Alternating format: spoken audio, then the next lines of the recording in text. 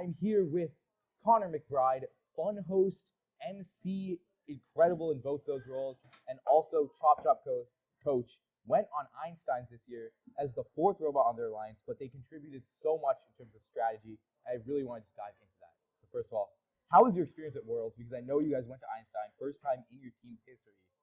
How was that experience overall? Yeah, so I mean, going to Houston almost didn't even happen. So we had to wait for a couple declines to happen. So we got the call. I think it was like 8:30 Saturday night after district champs, and got a call from our lead mentor. It was like, "Hey, don't cancel your vacation time. We're going." I was like, "Oh, sick! This is awesome." Yeah. No, so it was a lot of fun. I mean, we barely missed out in 2024.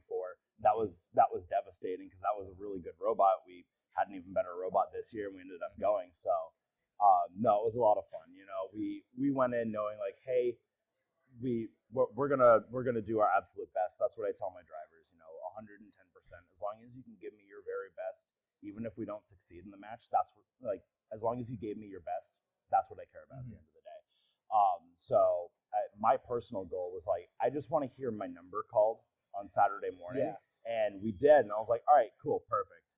So went into the mindset of the entire weekend with the drivers, understanding that, hey, there's a real possibility that we get selected during line section, and we could go 0-2 and play, or we could go literally all the way, win the championship, and never touch the carpet. And the latter almost happened. Yeah. So exactly. that was surreal. No, it was cool. So we paired up with 1771 North Gwinnett, 3276 Toolcats, and 3478 Lambot. They were absolutely phenomenal to work with. So we started to wheel our stuff over, and they're like, leave your pit there. We'll take care of it. So there's not a lot of room in the divisional pits, and even on Einstein. So which is totally cool. So but no, Gwinnett and Toolcats had fantastic pits, so we worked out of there. We came in there into the alliance. So like, it wasn't kind of like a, hey, can we help you guys out with anything? It was, no, we're doing this. Yeah. So our scouting team went straight into pre-scouting every single alliance on Curie, watching all their matches, filming stuff, bringing my tablet back down to our pit, doing match review of their matches and even our matches, and being able to take all that data with my drivers, create, kind of tweak the strategy a little bit, present it to the other teams. And I think what I would like to imagine that they appreciate it. I mean, they took a lot of the stuff that we were saying into consideration, and a lot of it translated to the field as well. So I know a lot of teams, or a lot of people, like the 95% who see Einstein, it's like, yeah, there's that fourth robot, and most of the time they never touch the carpet. So it's like, all right, what were they doing? And I think the big perception might be is that, hey, that team just kind of sits there, and they're like, well, we'll be here if you need us. And while that is most likely true, at least for us, it was completely different, and the win still feels incredibly earned. So that was a lot of fun.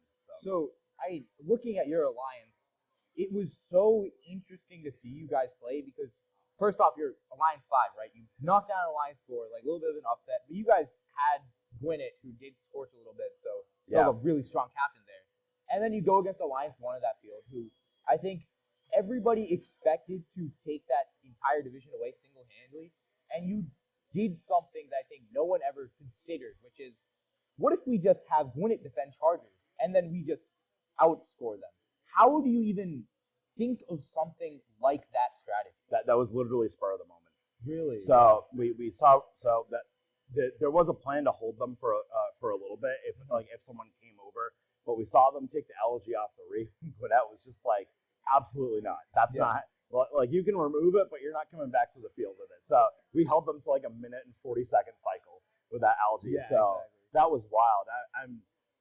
I'm still surprised that RoboChargers didn't try and go around earlier. It looked like they were just trying to push through the majority of the time. And I'm standing there, and I was like, I really want to watch what's going on here, but I need to see the entire alliance to what's going on. So I'd come back and check in. I'm like, they're still doing it. Yeah, exactly. So no, it was cool. So I'm glad that we beat them then, because honestly, if we had to see them later on in the bracket, I mean, they would have learned their lesson on that one, and I don't think we would have been able to beat the 1 seed again. So that, I think there was definitely a lot of luck in there, but obviously, hats off to Lambot and Toolcats for keeping us in that race as well, because it was still a tight match. Yeah, it was very close. With both the two with the best robots on both alliances just out of the equation, and it was still a high scoring match too. Yeah. So going into there, right? You at least had a ground and take robot as your captain, right? And then you also saw like 7457, right? I think if I remember correctly, they were more of a funnel intake robot. I think so. Yeah. So, remember. Do you think that comparison and like the funnel versus ground intake played a role in like when you guys were watching matches and doing strategy? Was that something you took into consideration? Was okay, these guys are a funnel, maybe we could do something to exploit that, or is it just like you see that in the numbers of they're not going to score as much of a ground intake? Are you talking about for like when it comes time to like if we need to like go play defense and hit them? That type of stuff. Not really. We never even discussed playing defense at all. It was kind of like an unspoken thing of like if you're broken, you're gonna go play defense. But it was triple offense through and throughout. Even if we were going to go out in the field, we were a perfect replacement of Lambot. So like our autos, the exact same. Coral, we were more consistent on Coral, but Lambot could do algae in the barge. So they would literally just take one algae just to help them out. Toolcats would do a majority of it. And then they just run Coral and then go and climb, which is literally all we did all season long, and we're still doing it this weekend. I don't think that would have been a big factor at all. I mean, there are a couple things that we did that we did look at very closely, and it was teams that when they went to go for the algae on the lollipops, it was more so like, are they just like, we can hit it on the ground, let it settle, and do a couple coral cycles and then grab it, or are they coming in like into a slow approach to go and pick it up? So it was kind of one of those things. It's like we toyed with the idea. I'm trying to remember if we did it. I think we might have, but I don't know. But we toyed with the idea of either Toolcats or Lambot where their autos and right near our barge zone to just box rush who's ever down there and just slam them and try and knock those algae down. I mean, the trade-off is that we're not going to immediately go and score. Exactly. But to end up slowing down anything that's going on there, it was very enticing. I don't think we ended up doing it, but I mean, we talked about it extensively. Not for just one match, but for like literally all of Curie and even going on to Einstein as well. So we saw that with 2910, right? At the end of auto, just barreling, stealing an algae, just getting out of there. Yeah. So it is very much a strategy that worked well. And like you were coaching the entire time, and if people don't know, the coach of the fourth robot on the field is actually doing coaching. So like, what are the types of things that you're doing versus what other coaches are doing that are actually like coaching their teams to drive around? Yeah, so each coach for that were playing, I mean, they were doing their micromanaging of their drivers. But I mean, I was just doing stuff for the entire line. I was doing time call outs, so like 2 minutes, minute and a half, minute, 30 seconds, 20, 15, and then a countdown of 10 all the way down to 0.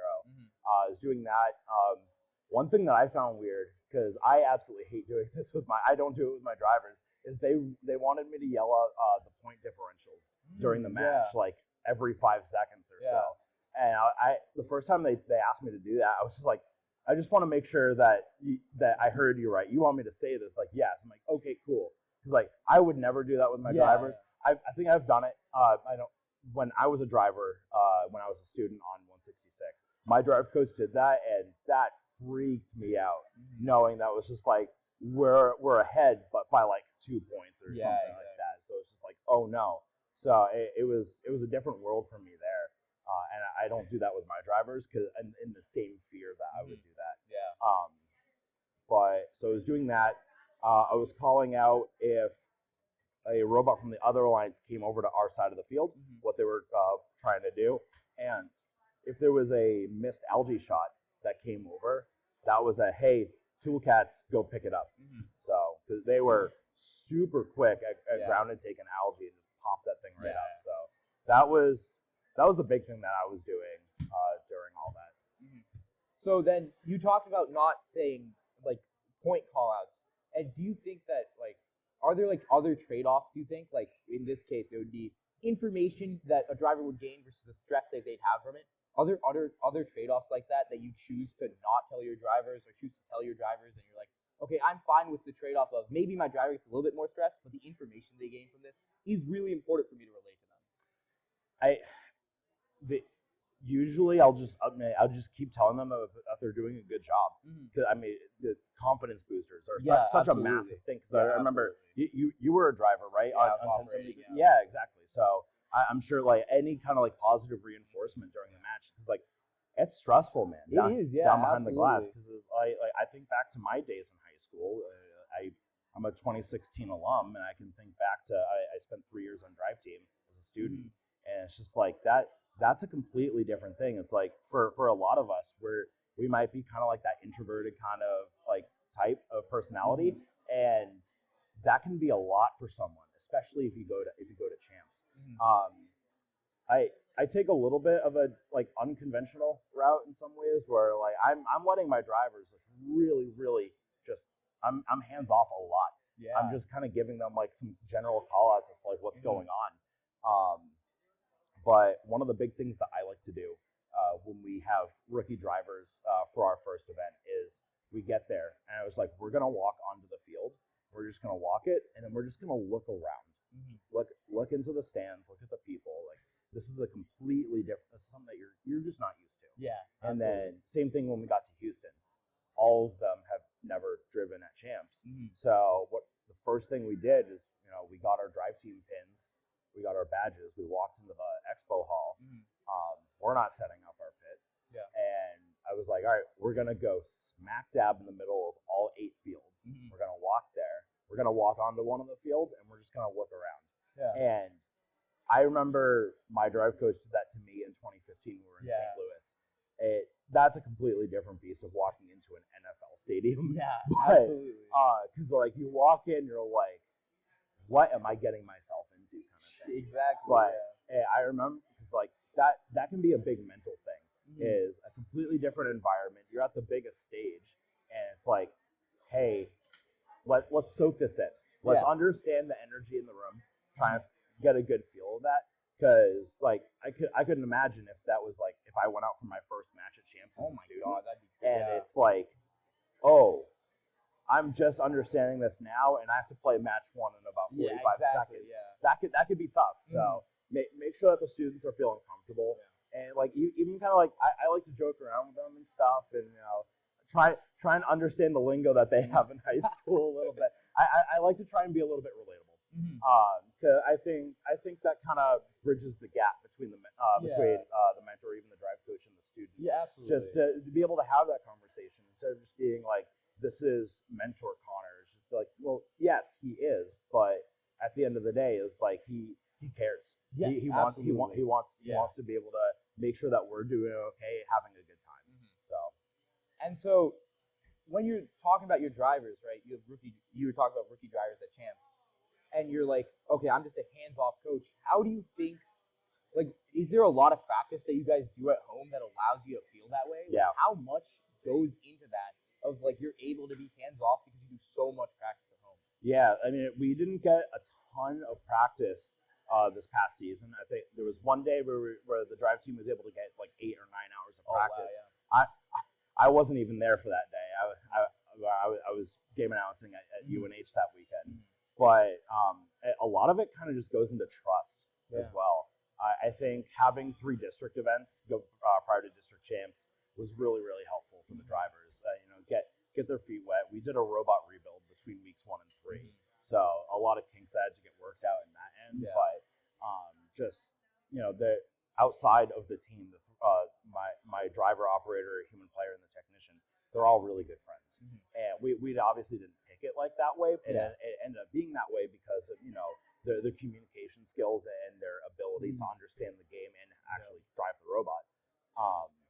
But no, a lot of that, it's all super important stuff. And so you did a robot rebuild. What do you think caused that rebuild? Because I mean, you spent all a build season. You're like, yes, this is our idea, and then you go into week 1, and I guess you don't get the results that you expect. So going into week 3, you're like, what is the decision process in being like, okay, we're scrapping this, time for full rebuild? Yeah, so the full rebuild, I mean, the architecture was very, very similar. Oh, okay. So the elevator narrowed by half of its width. It was a lot of pocketing into that robot. So we knew that we needed to still keep a robot together for software development and driver practice. Yeah. And we were planning on building another robot anyway, but that robot wasn't going to be ready until like week 5 was our plan. But it was like, oh no, we need to do this now. So a lot of this kind of goes back to on the night of Fun premiere night. Yeah. So I'm doing the show. I left the shop early, and show ends around like 9:30. Or 9:30 around there. I look in our Discord server and like nobody's online.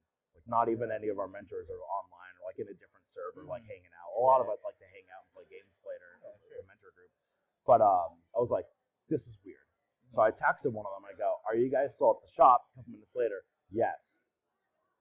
Okay. How late are you guys gonna be there? Yes. Oh wow, yeah. Should I come in?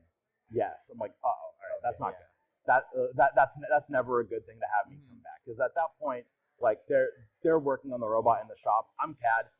I do some mechanical stuff, but like I try and be a lot hands off on that kind of stuff. I'm not the most inclined with tools, Of course. so I'll stick to my computer and work in a 3D modeling space. But I walk in and like, hey, welcome back. Hopefully the show was good. We're 5.5 pounds overweight. Oh, and I was like, oh crap. So to say that the 115 weight limit this year was rough on us is a complete understatement. Yeah. I mean, I walked in, the robot is just getting stripped of parts. Oh my god. Students are frantically writing G code. We have people on our CNC just hacking away at parts, just doing as much isogrid pattern as you can. It was like, this is horrible. Yeah. We were able to get the robot, I think we got it to like 114.5. But we could not run vision at our first event. Oh no. Our vision system was going to put our robot overweight. Oh wow. Granted, we didn't have working vision at the time, Okay. so it's not like it was like oh crap, this is like really gonna like be a detriment to the event. So right around the same time, we also found out that our driver has a depth perception issue. So that was cute, but we figured that one out. It's a good story on that one I can dive into. But yeah, like the rebuild was literally just to save as much weight as we can. So our robot today now is, I think it's at 111 or 112. So we have a few pounds to play around with, and maybe we'll do something over the summer for some off-season upgrades for the fall off-seasons. But I know, at this point, I mean, overall we kind of built like 4 robots throughout our build season, so we're still pretty gassed right now. Yeah, so fair enough. I, as much as I'm really enjoying the competition like this weekend, I can't wait to go to bed. I'm so tired. So absolutely. So last question. Yeah. Because I don't want to take too much of your time here. What is the funniest, weirdest, quirkiest story that you have of anything that you've done? Because you've done so much in first up till now. Dude, there's so many good ones. So I'll mention the one that I was just kind of starting to hint about it. It's a kind of a short one. So along with our driver's depth perception, it's funny because we're finalists at 2 district events. Yeah. We have a good showing at district champs. We win our division. We make it all the way to match 12 on Einstein. Yeah. We get home from Houston, and then my driver gets glasses. Yeah. He didn't have contacts in? No, nothing. No. He just never had glasses, never had contacts. And he didn't know about this until I think he knew, but it's funny that it's just like we have our best season ever, and then our driver gets his decides to start looking for exactly. Yeah. Wow. Yeah. Oh my god. Yeah. All right. I think that'll end us off. Thank you so much for sitting down with me, Connor, and thank you guys for watching. Have a lovely day.